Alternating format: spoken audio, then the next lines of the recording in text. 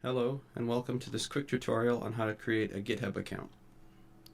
Step 1. Open your web browser and go to github.com.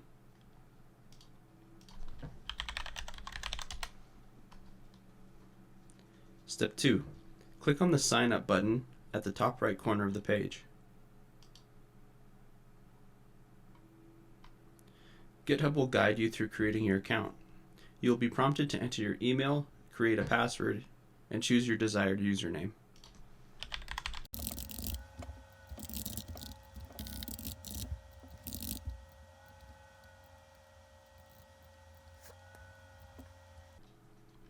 GitHub will then send a launch code to the email that you've chosen so that you can verify your account.